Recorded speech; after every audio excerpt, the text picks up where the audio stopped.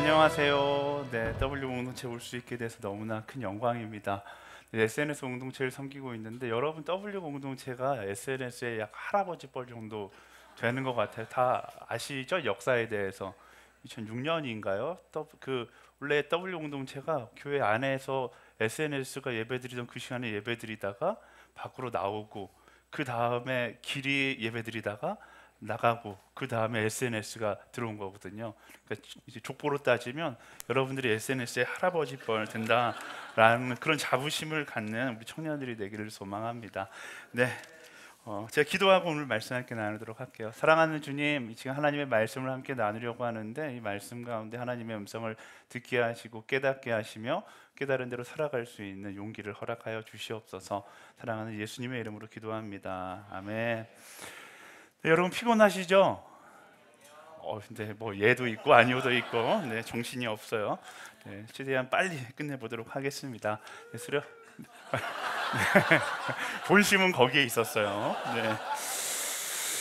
네, 제가 그 여러 공동체를 섬기면서 제가 가는 공동체마다 그 특징이 한 가지씩 생겨나는데요. 그 특징이 뭐냐면 제가 섬기는 공동체 커플들이 굉장히 많이 생긴다라는 겁니다. 저는 그래서 제가 약간 사랑의 큐피트 같은 은사가 있는 줄 알았습니다. 진짜 내가 사랑의 메신저의 역할을 하는가?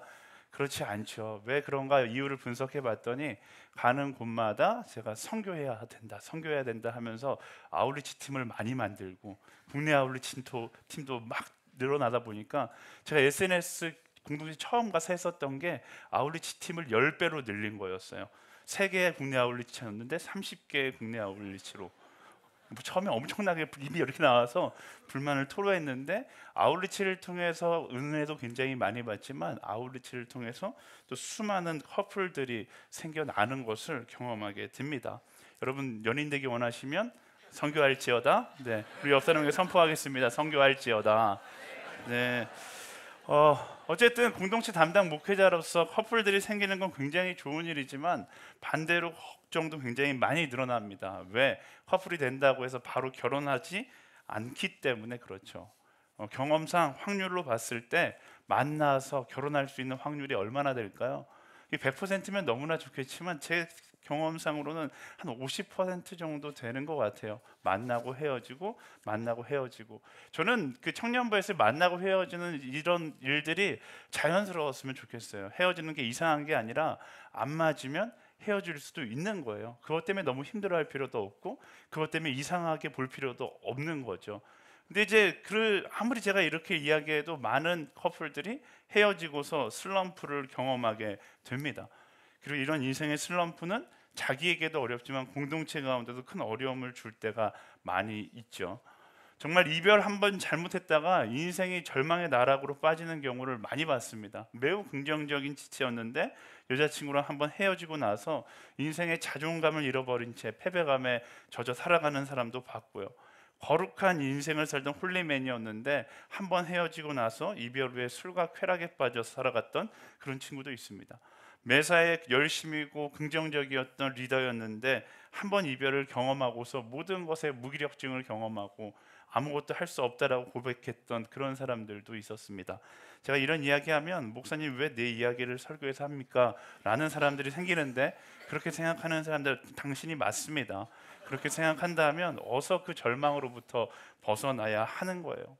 여러분들이 꼭 기억해야 할 것이 있는데 사람이 만날 때에는 특별한 이유가 있어서 만날 수 있거든요. 이뻐서 만날 수도 있고 성격이 좋아서 만날 수도 있어요. 근데 헤어지는 데에는 특별한 이유가 없습니다.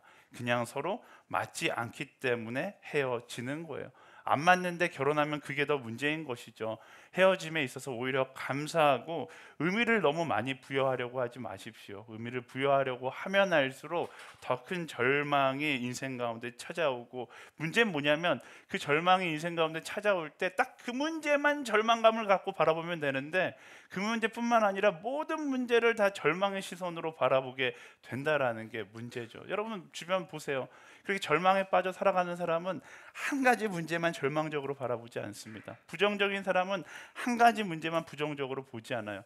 그 사람이 보는 모든 문제가 다 절망적으로 보이고 모든 문제가 다 부정적으로 보이는 것이죠. 이런 이별에서 오는 절망뿐만 아니라 삶에서 수없이 많이 경험하는 절망감들이 나를 어떻게 바꾸는가? 나를 절망적인 인생 그 자체로 바꾸는 것입니다. 우리는 이 절망을 경계할 수 있어야 하는 것이죠.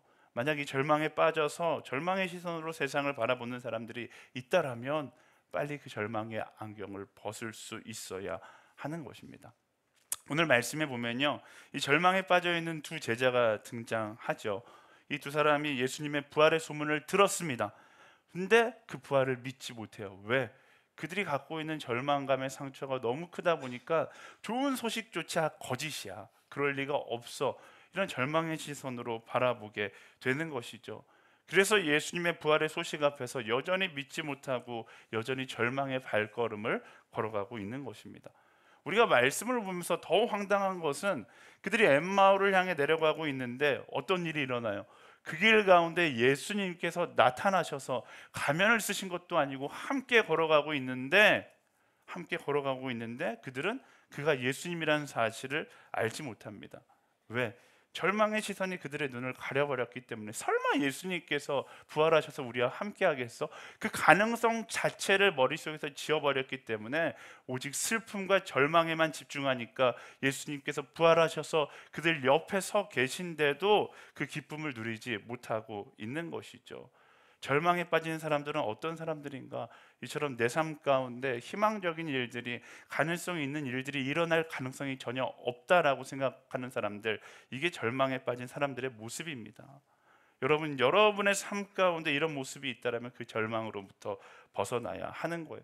이건 어떤 특별한 소수의 이야기가 아닙니다. 우리 인류의 이야기죠. 우리가 그냥 세상을 살아간다면 우리는 절망적인 삶을 살아갈 수밖에 없죠. 왜?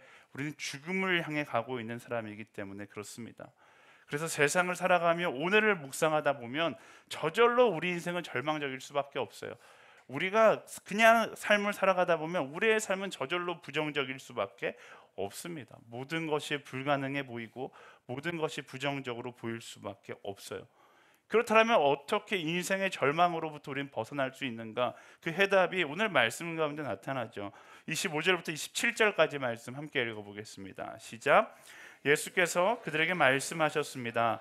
어리석고 예언자들이 말한 모든 것을 마음에 더디게 믿는 사람들이여, 그리스도께서 마땅히 이런 고난을 겪고서 자기 영광에 들어가야 할 것이 아니냐? 그리고 예수께서는 모세와 모든 예언자들로부터 시작해 성경 전체에서 자기에 관해 언급된 것을 그들에게 자세히 설명해 주셨습니다. 아멘. 예수님께서 제자들에게 말씀하십니다. 야, 내가 그렇게 이야기를 많이 했는데 너희는 왜 기억하지 못하느냐? 성경 전체를 보지 않아도 예수님께서 십자가에 못 박혀 죽기 직전까지의 시간들만 봐도 예수님께서 그냥 갑자기 십자가에 못 박혀 죽으시지 않으셨어요. 예수님은 끊임없이 내가 십자가에 못 박혀 죽을 것이다, 그러나 3일 후에 부활할 것이다 이야기하셨는데 제자들은 다 잊어버리고 절망에 빠져 있는 것입니다. 이 장면에서 우리가 왜 삶 가운데 절망하는지를 알 수 있죠. 우리 삶 가운데 말씀이 사라져 버렸기 때문에 절망이 찾아오는 것입니다. The word. 여러분들의 수련의 주제가 바로 사라질 때에, 내 삶 가운데 사라질 때 우리 삶은 아주 자연스럽게 절망적인 삶이 될 수밖에 없는 것입니다. 그렇다면 절망으로부터 어떻게 우리가 벗어날 수 있는가? 예수님께서 말씀하시죠. Remember, 기억하는 거예요. 예수님의 절망 탈출법은 말씀을 기억하는 것입니다. 왜 말씀을 기억하는 것이 절망을 탈출하는 방법인가? 말씀에는 무엇이 기록되어 있습니까? 하나님의 사랑이 기록되어 있습니다. 예수님의 부활이 기록되어 있습니다. 이게 무엇을 의미하는가? 말씀에는 하나님의 계획이 기록되어 있고 나를 향한 가능성과 소망의 메시지가 바로 이 말씀 가운데 기록되어 있다라는 거예요. 인생은 죽음을 향해 달려가고 있지만 말씀은 죽음을 향해 달려가는 그 끝에 영원한 소망이 있음을 알려주기 때문에 그 말씀으로부터 우리는 절망을 이겨나갈 수 있다라는 것입니다. 여러분 잘 보세요. 성경의 주인공은 예수 그리스도예요. 구약 성경은 오실 예수 그리스도에 대해서 기록했고 신약은 오신 예수 그리스도에 대해서 기록했어요. 그리고 사도행전 이후는 전하라 예수 그리스도에 대해서 이야기하는 것이죠. 근데 이 예수 그리스도가 성경의 주인공이지만 예수님께서 이 땅에 왜 오셨습니까? 바로 우리를 위해 오셨다라는 것을 우리는 말씀 가운데서 발견하게 되는 것이잖아요. 예수 그리스도와 또 한 명의 말씀의 주인공이 있다라면 바로 여러분인 거예요. 바로 우리인 것이죠. 예수님의 사랑이 나를 향하고 있다라고 기록된 그 말씀, 이 말씀 전체가 우리를 향한 예수 그리스도의 사랑이 기록된 것이잖아요. 이 말씀이 내 삶 가운데 찾아올 때 그때 비로소 절망으로부터 우리는 해방될 수 있다라는 것입니다. 모든 마음의 상처는 언제 회복되는 거예요? 내가 사랑받고 있다는 것을 느낄 때 회복되는 것이잖아요. 세상의 사랑은 유한하지만 영원한 예수 그리스도의 그 사랑이 나를 향해 있다는 사실을 바로 말씀 가운데 발견할 때 우리는 절망으로부터 벗어날 수 있게 된다라는 것입니다. 이것은 너무나 당연한 이치예요. 복음의 말씀이 없으면 인생은 절망으로 가득할 수밖에 없습니다. 내 인생 가운데 왜 절망이 가득하지? 복잡하게 생각하면 답이 안 나와요. 세상에 아무리 왜 인생이 부정적으로 흘러가는가, 왜 인생은 절망적으로 흘러가는가, 왜 사람은 기본적으로 불평하는 인생으로 살아가는가, 세상의 과학적, 심리학적 여러 가지 요인들로 분석하려고 하지만 분석하지 못하잖아요. 이유는 간단한 거예요. 인생 가운데 말씀이 없으면 우리 인생은 부정적이 될 수밖에 없고 우리 인생은 절망적일 수밖에 없는 겁니다. 복잡하게 생각하려고 하지 마세요. 예전에 아프리카 아웃리치를 갔는데 다 같이 열심히 사역을 했어요. 근데 갑자기 한 자매가 쓰러지는 거예요. 저 자매가 왜 쓰러질까 걱정이 되어서 이제 눕혀놓고 이제 서로 막 이야기를 하는 거예요. 이 자매가 지병이 있는가? 이 자매가 뭐 어려운가? 이 자매도 막 스스로 생각하는 거예요. 목사님, 제가 뭐가 안 좋은 것 같은데, 어디가 안 좋은 것 같은데, 여러 가지 이유를 댔지만 찾을 수가 없는 거예요. 그래서 병원에 가서 의사 앞에 가서 이야기해 보는 거죠. 안 통하는 아프리카어로 이야기했는데 의사의 진단은 딱 하나였어요. 먹지 않아서. 먹지 않아서였어요. 자매가 보통 아울리치 가면 화장실 문제 때문에 어려워하니까 이제 안 먹으려고 안 먹고 일하고 안 먹고 일하고 안 먹고 일하다 보니까 영양실조로 쓰러진 것이죠. 문제는 굉장히 단순한 거였어요. 먹으면 일어날 수 있는 것이죠. 다른 이유가 없어요. 말씀도 마찬가지입니다. 말씀이 우리 삶 가운데 없으면 아주 자연스럽게 절망적인 삶이 될 수밖에 없는 것입니다. 아주 자연스럽게 슬픈 인생이 될 수밖에 없는 것입니다. 다른 것이 문제가 아니라 내 삶 가운데 말씀이 없으니까 우리 인생이 점점 더 어두워지고 점점 더 절망적이 되는 것이죠. 그래서 여러분, 이 수련회 가운데 여러분 경험했던 것처럼 더 적극적으로 말씀의 자리를 찾아갈 수 있어야 하는 것입니다. 여러분, 큐티의 자리로 나아가십시오. 성경 통독하세요. 말씀의 자리, 특별히 아침 새벽의 예배의 자리로 나아갈 수 있게 되기를 소망합니다. 저는 이 여의도 이 이름이 홀리스타 하잖아요. 이 자리가 기도의 자리, 말씀의 자리, 그래서 그 말씀을 사모하는 사람들이 모이는 자리가 되기를 예수님의 이름으로 축원합니다. 제가 갖고 있는 그 한 가지 신념이 있어요. 아침에 기도하는 사람은 승리한다라는 것입니다. 왜? 아침에 기도하는 사람은 감사의 하루를 살아가거든요. 근데 기도의 습관이, 물론 저녁에 기도하는 것도 나쁘지 않아요. 근데 기도의 습관이 저녁에만 기도하는 사람은 어떨까요? 아침 힘들게 시작해서 힘든 하루를 보내고 나서 저녁에 교회에 나오니까 눈물부터 나오는 거예요. 왜? 뒤돌아보니까 하나님께서 원하지 않는 하루를 살았네. 열심히 회개하는 거죠. 그래서 저녁에 기도하는 사람들이 유독 회개 기도하는 거예요. 아침에 기도하고 아침에 말씀 보는 사람은 어떻습니까? 말씀에 이끌리는 하루를 살아가니까 하루가 감사한 것이죠. 그렇게 감사한 하루를 살아갈 수 있는 거예요. 뭐가 좋은 걸까요? 아침에 예배하는 게 좋은 걸까요? 저녁에 예배하는 게 좋은 걸까요? 정답이죠. 답은 둘 다 하는 게 가장 중요한 거예요. 말씀과 기도로 아침과 저녁을 마무리할 수 있는 그런 사람들이 되기를 예수님의 이름으로 축원합니다. 여러분 다 경험하잖아요. 시대가 절망적으로 흘러가고 있어요. 문명은 발달하지만 마지막이 되어가고 있기 때문에 절망과 부정적인 시선과 슬픔이 가득한 세상이 되어가고 있습니다. 그런 세상 가운데 우리가 맨정신으로 살아갈 수가 있을까요? 없어요. 어떻게 해야 돼요? 말씀과 기도로 무장하고 가야죠. 시대가 바빠지면 바빠질수록 바빠서 예배할 수 없고 바빠서 말씀 볼 수 없고 바빠서 기도할 수 없고가 아니라, 여러분 생각해 보세요. 상식이잖아요. 바쁘기 때문에, 시대는 더 절망적이기 때문에 우리는 뭐 해야 되는 거예요? 더 말씀 보고 더 기도할 수 있는 사람이 되어야 하는 것이죠. 여러분 상식적으로 생각하자고요. 기도의 사람, 말씀의 사람들이 되기를 예수님의 이름으로 축원합니다. 또 한 가지, 여담이지만 말씀을 묵상하는 사람은 사랑도 잘합니다. 왜? 사랑은 자신이 얼마나 소중하고 상대가 얼마나 소중한 존재인지를 알게 해주기 때문에 그래요. 내가 왜 이렇게 사랑을 못할까? 네, 이유는 간단합니다. 말씀을 펼쳐들고 누구에게? 하나님께 사랑을 배우세요. 하나님은 사랑이라. 사랑을 창조하신 이는 하나님이세요. 최고의 사랑의 방법은 바로 하나님께서 우리에게 알려주시는 방법입니다. 이 시대에 제가 볼 때는 왜 커플들이 생기지 않는가? 사랑을 영화에서 배워서 그래요. 사랑을 드라마에서 배워서 그래요. 사랑은 영화나 드라마에서 배우는 것이 아니라 말씀에서 배우는 거예요. 하나님께서 우리를 사랑하듯이 예수님께서 말씀하시잖아요. 예수님께서 최고의 사랑법을 말씀하시잖아요. 뭐라고? 내가 너희를 사랑한 것처럼 사랑해라. 그 말씀 앞에 내 마음을 열고 사랑을 하나님께 배울 수 있는 우리 모두가 되기를 예수님의 이름으로 축원합니다. 우리 옆 사람에게 이야기하겠습니다. 사랑은 하나님께 배울지어다. 아멘. 사랑하는 여러분, 세상 가운데 승리하게 하는 것은 세상의 지식이 아니고요, 말씀의 능력입니다. 절망의 바다 가운데 살아가려면 우리는 말씀의 배를 타고 나아갈 수 있어야 하는 것이죠. 이어서 28절과 29절 말씀 읽어보겠습니다. 28절 29절 시작. 그들이 가려던 엠마오 마을에 다다르자 예수께서는 더 가시려고 했습니다. 그러자 그들이 예수를 한사코 말렸습니다. 저녁이 다 됐으니 여기서 우리와 함께 계시지요. 날이 다 저물었습니다. 그래서 예수께서 그들과 함께 무려고 집에 들어가셨습니다. 아멘. 재밌는 장면이에요. 아직까지 제자들이 무려 그 예루살렘에서 엠마오까지 내려가는 그 거리가 보통 11km, 3시간 반 정도 걸린다고 합니다. 3시간 반 동안 예수님과 함께 동행하면서 엠마오까지 갔는데 아직도 예수님인 줄 모르는 거예요. 그리고 엠마오에 도착했습니다. 그러자 말씀 가운데 엠마오 마을에 다다르자 예수께서 더 가시려고 했다라고 이야기합니다. 예수님께서 어디를 가시려고 했을까? 열심히 생각해 봤어요. 예수님은 가실 마음이 없으셨죠.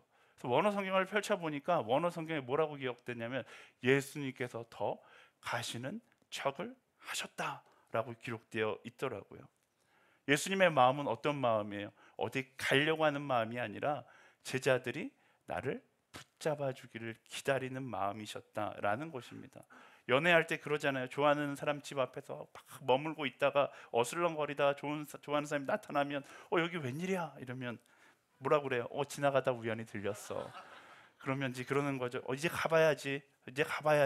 진짜 가겠다는 의미예요? 아니죠. 날 잡아달라라는 의미잖아요. 예수님도 지금 이런 마음으로 더 간다라고 이렇게 뒤돌아보시면서 이야기했다라는 것이죠. 근데 제자들이 굉장히 눈치가 빨랐어요. 지혜로웠어요. 나 가려고 하시는 예수님을 어떻게 해요? 자신의 집으로 초청해서 들어갑니다. 이 장면에서 우리가 절망으로 벗어날 수 있는 두 번째 방법이 나오죠. 그것은 예수님을 나의 삶의 자리로 초청해야 한다라는 것입니다. 굉장히 중요한 포인트인 것 같아요. 예수님은 그냥 만나고 좋은 이야기를 듣고 헤어지는 상대가 아니라는 거예요. 우리가 예배도 드리고 말씀도 묵상하고 기도도 열심히 하는데 내 삶의 절망은 사라지지 않는 이유는 바로 여기 있는 것이죠. 예수님의 말씀을 듣고 좋은 말씀이네, 예수님 빠빠이 이러고서 헤어지기 때문에 우리 삶의 절망은 여전하다라는 겁니다. 예수님은 단순한 우리의 상담가가 아니십니다. 우리가 어떻게 해야 돼요? 우리가 마음의 집에 초청해서 그와 함께 거해야 한다라는 거예요. 우리가 갈라디아서와 로마서 말씀을 통해서 무엇을 배웠습니까? 내가 그리스도와 함께 십자가에 못 박혀 죽었나니 그런즉 이제는 내가 사는 것이 아니요 내 안에 예수 그리스도께서 사시는 것이다. 그게 참된 신앙인 거예요. 예수님과 만났다 헤어졌다 이것이 아니라 예수님께서 내 안에, 내가 그 안에 거하며 함께 살아가는 것, 그게 참된 신앙의 모습이다라는 것입니다. 예수님께서 원하는 것은 우리가 그저 예수님을 만나고 집에 돌아갔다, 만나고 직장에 나갔다, 이것을 원하시는 것이 아닙니다. 많은 사람들이 그런 기도하잖아요. 주님 나를 만나주세요. 주님 나를 위로해 주세요. 이게 우리의 기도 제목의 전부가 되어서는 안 되죠. 더 나아가서 주님 나와 영원히 함께해 주십시오 기도하고 예수 그리스도를 내 삶 가운데 초청해서 내 인생 가운데, 내 시간 가운데, 나의 가정 가운데, 나의 직장 가운데 함께할 수 있어야 하는 것입니다. 예수님은 인격적인 분이시라 막 들어오지 않으세요. 오늘 말씀 보세요. 예수님 제가 볼 때 MBTI로 굳이 구분하자면 예수님 I형에 가까우세요. 거치게 나 오늘 너네 집 들어갈 거야 막 이렇게 안 하시고, 이 장면에서 나 갈까 이렇게 말씀하시잖아요. 예수님이 인격적인 분이셔서 딱 그만큼 하시는 거예요. 너 나 안 찾으면 나 간다, 나 간다. 계속 여지를 주시는 분이죠. 이럴 때 우리가 눈치를 챙겨야 돼요. 예수님이 괜찮다고 해서 진짜 괜찮은 것이 아닙니다. 상한 갈대를 꺾지 않고 꺼져가는 등불을 끄지 않는다고 해서 야 나 계속 상한 갈대로 있어야지, 꺼져가는 등불로 있어야지, 진짜 그 정도만 해서는 안 되는 것이죠. 사랑하는 여러분, 예수님을 만나는 기쁨에 머무르지 말고 예수님을 여러분의 인생 더 깊은 곳에 초청할 수 있게 되기를 예수 그리스도의 이름으로 축원합니다. 예수 그리스도를 나의 삶의 자리로 초청하세요. 예수님을 나의 직장의 자리에 초청하세요. 예수님을 나의 가정의 자리에 초청하시고 예수님을 나의 모든 관계 가운데 초청하십시오. 많은 사람들이 내 삶에 예수 그리스도와 함께하는 것이 부끄러워서 혹은 부담스러워서 예수님을 교회에 모셔두고 산다거나 집에 모셔두고 살아갈 때가 너무나 많습니다. 근데 말씀은 뭐라고 이야기해요? 예수님은 교회에 계시는 분이 아니라 내 마음 가운데, 나의 삶 가운데, 나의 모든 시간 가운데 함께 하시는 분이다라는 사실을 기억해야 합니다. 오늘도 예수님은 기다리고 계실 거예요. 뭐라고 말씀하시면서 나 교회에 있을게, 나 교회에 있을게, 나 집에 있을게, 너 잘 가라고 말씀하실 수도 있겠죠. 하지만 그 예수님의 말씀 앞에 교회에 계시는 걸 좋아하시나 보다, 그냥 예수님을 남겨두고 떠나는 것이 아니라 예수님의 마음을 기억하고 함께 나아갈 수 있어야 하는 것입니다. 왜 내 인생이 이렇게 절망스러울까? 나는 기도도 하고 예배도 하는데 왜 내 인생은 이렇게 슬픔이 많고 꼬여 있을까? 이유는 간단하죠. 말씀이 뭐라고 진단해요? 기쁨이 되시는 예수 그리스도를 교회에 놓고 가기 때문에 그래요.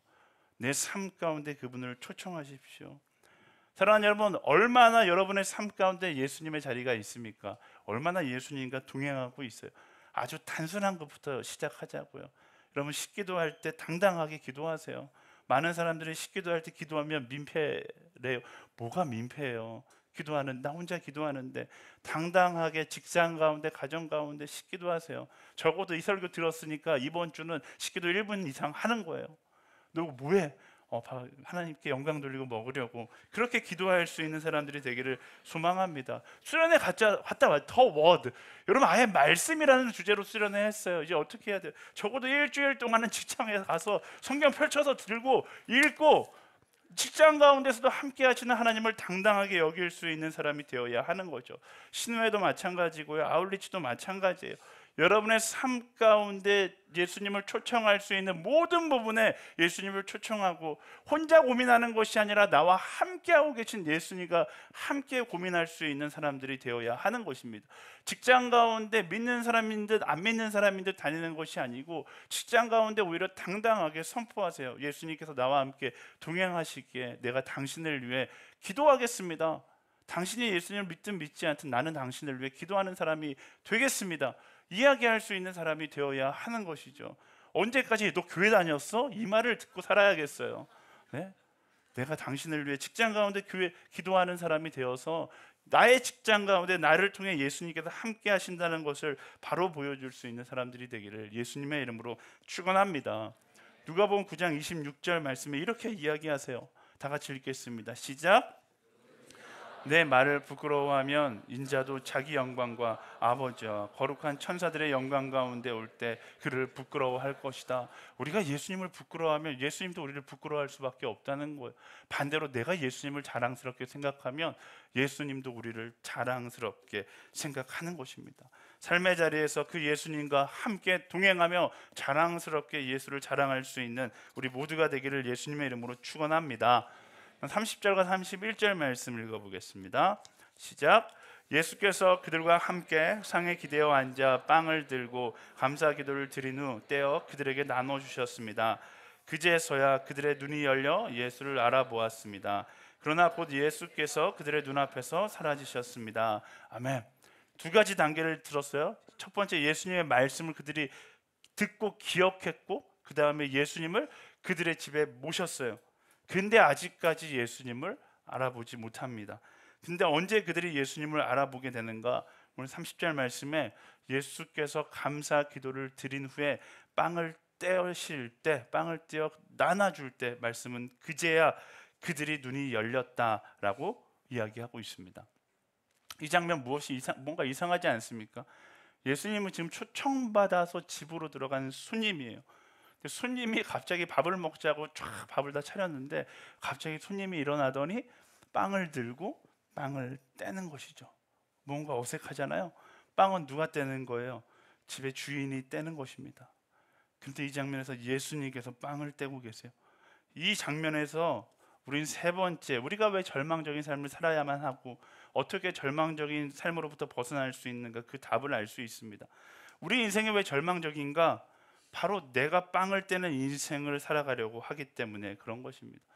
내가 주님과 함께 하지만, 내가 예수님과 동행했고 예수님마저 내 삶 가운데 초청했지만 여전히 인생의 주인이 내가 되어서 예수님을 뭐라고 생각하는 거예요?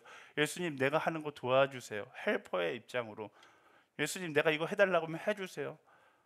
뭐 지니 같은 역할로 예수님을 내 삶 가운데 데리고 다니기 때문에 그래요.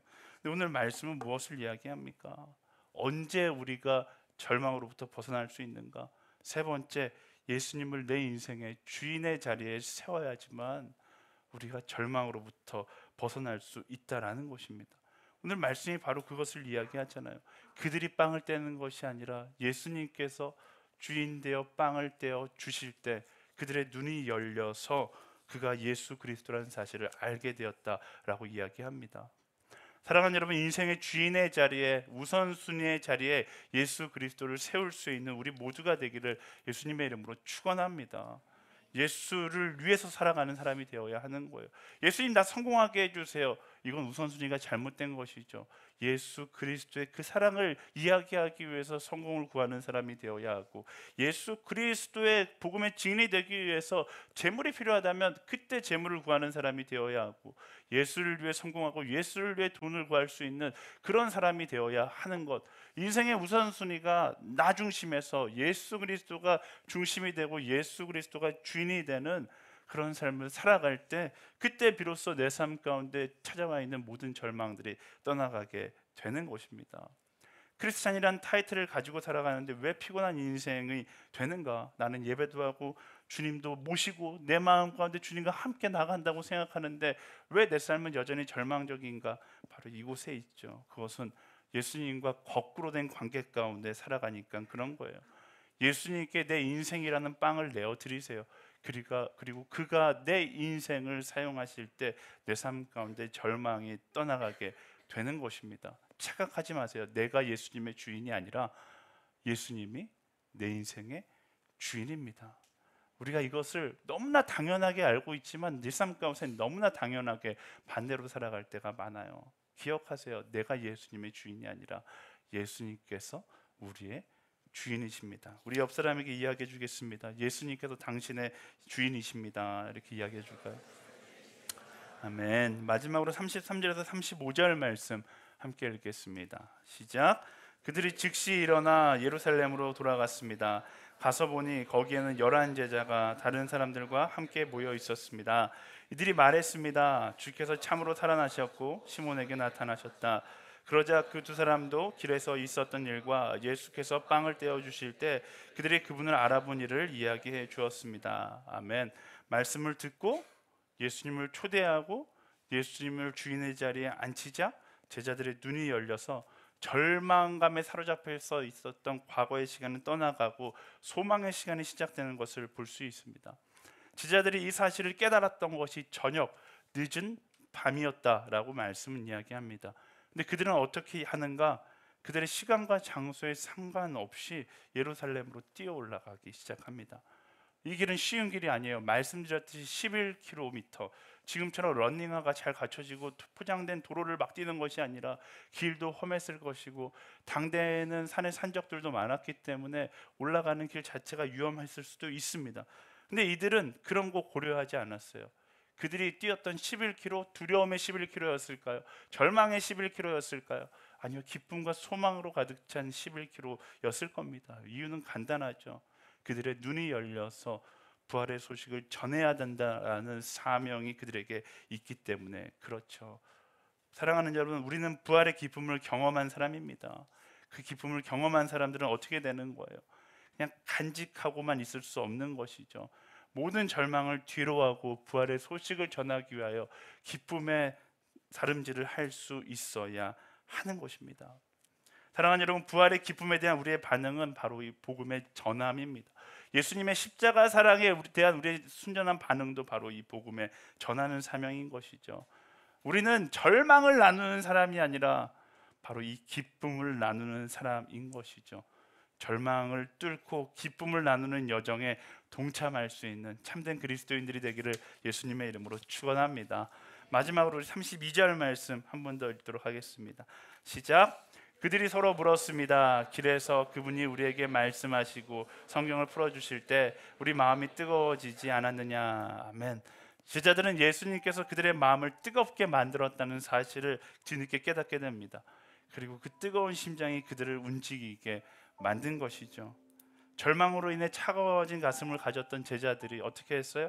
말씀을 기억하고 그리고 예수 그리스도를 내 삶에 초청하고 예수 그리스도를 주인된 자리에 앉히자 뜨거운 가슴을 가진 사람이 되어 복음을 전하는 한 사람이 되는 것입니다.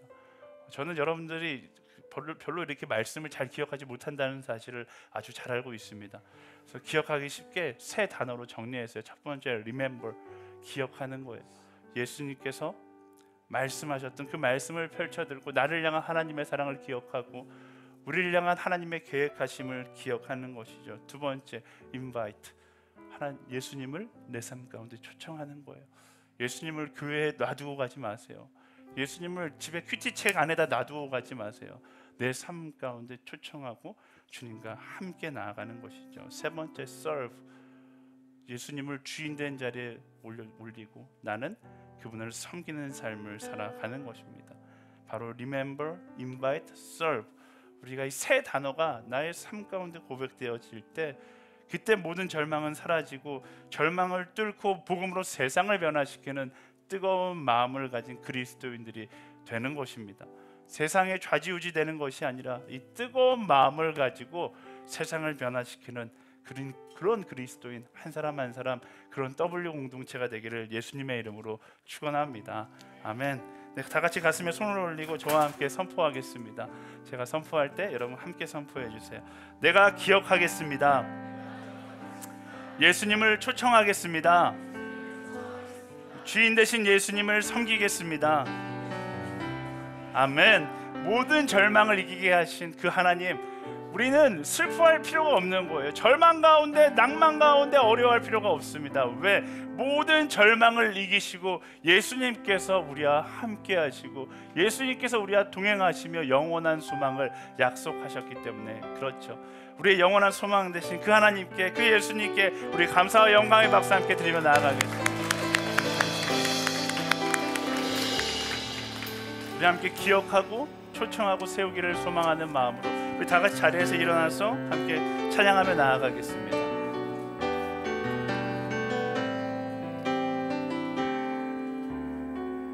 빛으로 임하신 주,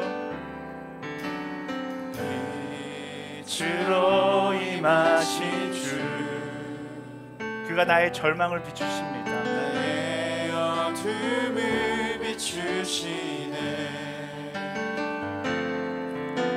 내 안에 연약함 모두 씻어주시고 말씀이 이야기하고 있어요. 너는 귀하다. 내 삶에 임하신 주, 내 삶에 임하신 주, 모든 두려움은 그 앞에서 사라지게 될 것입니다.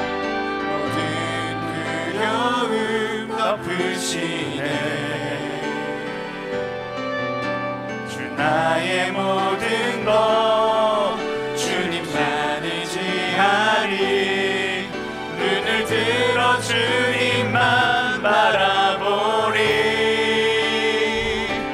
주님을 예배하는 것, 주님을 기뻐하는 것, 나의 마음과 뜻 다해 주님 더 알기 원하네. 사랑하는 것, 주님을 갈망하는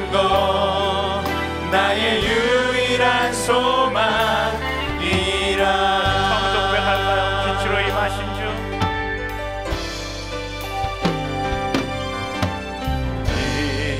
빛으로 임하신 주, 나의 어둠을 비추시네. 내 안에 연약한 모두 씻어주시고 나를 귀히 여기사 안으시네. 한 사람 한 사람의 삶 가운데 임하신 주, 내 삶에 임하신 주, 모든 두려움 덮으시네. 주 나의 모든 것 주님만 의지하리. 눈을 들어 주님만 바라보리. 주님을 예배하는 것, 주님을 기뻐하는 것, 나의 마음과 뜻 다해 주님 더 알기 원하네. 주님을 사랑하는 것, 주님을 닮아가는 것, 나의 유일한 소망이라. 주님을 예배하는 것, 주님을 기뻐하는 것, 나의 마음과 뜻 다해 주님 더 알기 원하네. 주님을 사랑하는 것, 주님을 닮아가는 것, 나의 유일한 소망이라. 우리 시간 말씀을 기억하며 함께 기도하며 나아가기 원합니다. 내 삶에 있는 모든 절망들 가만히 두지 않겠습니다. 주님, 그 절망 앞에서 울고 떨며 있는 것이 아니라 말씀을 펼쳐들고 나를 향한 하나님의 사랑을 기억하며 예수 그리스도를 내 삶 가운데 초청하고 내가 주인 된 것이 아니라 예수 그리스도가 내 삶의 주인을 기억하며 섬기며 그 기쁨의 소식을 전하는 삶이 되게 하여 주시옵소서. 우리 주여 한번 부르짖고 함께 기도하며 나아가겠습니다. 주여! 아니 그렇습니다. 주님을 기뻐하는 것, 나의 마음과 뜻 다해 주님 더 알기 원하네. 주님을 사랑하는 것, 주시옵소서. 주님을 닮아가는 우리를 예배하는 자를 부르시고 우리를 주님을 찬양하는 자를 부르셨사오니 하나님 전심으로 주님을 예배하며 나아가는 삶이 될 수 있도록 인도하여 주시옵소서. 말씀을 붙들겠습니다. 그 말씀을 사모하며 우리 가운데 말씀하실 주님의 음성을 기도하며 나아가겠습니다. 아버지 하나님 돌아서지 않겠습니다. 하나님 그 말씀을 붙들는 살아가기를 두려워하지 않겠습니다. 아버지 하나님 주님을 내 마음 가운데 주인으로 모시겠습니다. 주여 우리 가운데 역사하여 주시옵소서. 하나님 우리의 모든 연약한 온전히 역사하신 주님 성령님 나의 마음과 뜻 다해 주님 더 알기 원하네. 주님을 사랑하는 것, 주님을 닮아가는 것, 나의 유일한 소망이라. 주님을 예배하는 것, 주님을 기뻐하는 것, 나의 마음과 뜻 다해 주님 더 알기 원하네. 주님을 사랑하는 것, 주님을 닮아가는 것, 나의 유일한 소망이라. 우리 계속해서 기도하며 나아갈 때 하나님 우리를 부르신 우리의 삶의 모든 자리 가운데에 주의 말씀의 능력이 임하는 자리가 될 수 있도록 인도하여 주시옵소서.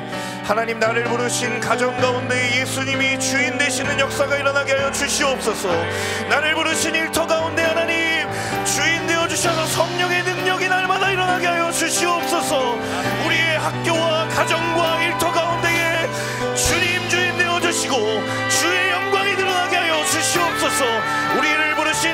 자리를 이 시간 축복하며 기도하며 나아갈 때에 우리의 두 손을 들고 우리의 가정과 우리의 학교와 우리의 일터 가운데에 성령님 임재하여 달라고 기름 부어 달라고 이 시간 함께 중보하며 주여 세 번을 치며 기도하며 나아가겠습니다.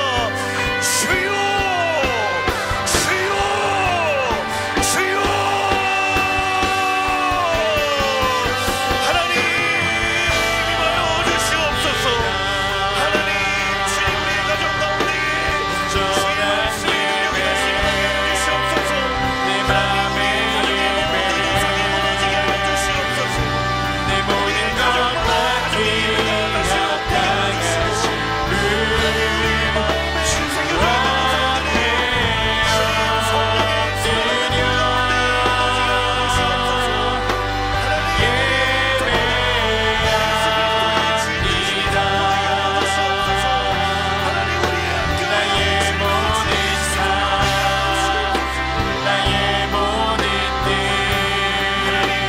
나가신 앞에 순종하는 삶의 예배 주님 앞에 엎드려 경배합니다.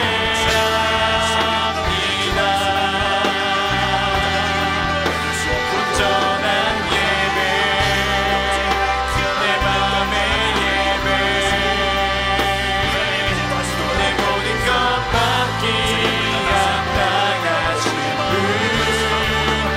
주 앞에 엎드려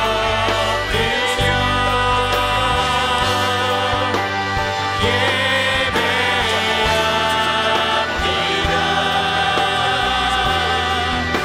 나의 모든 삶 나의 모든 뜻 말씀 앞에 순종하는 삶의 예배 주 앞에 엎드려 경배하네.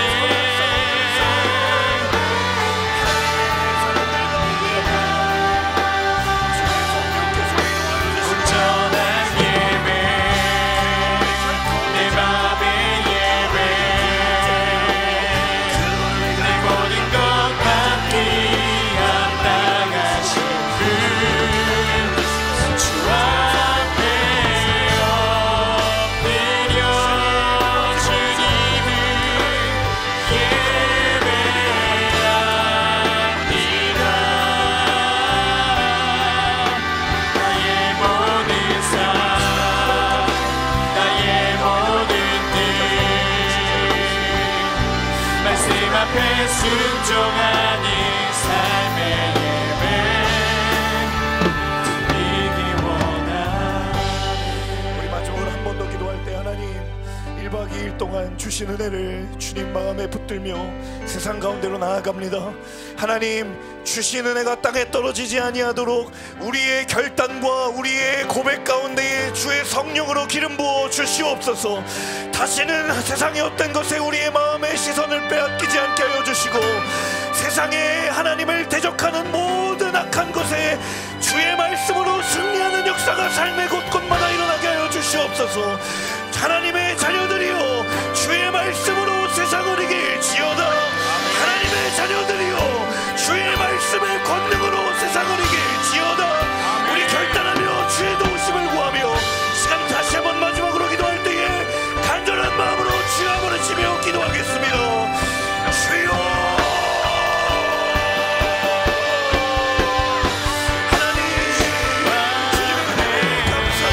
엎드려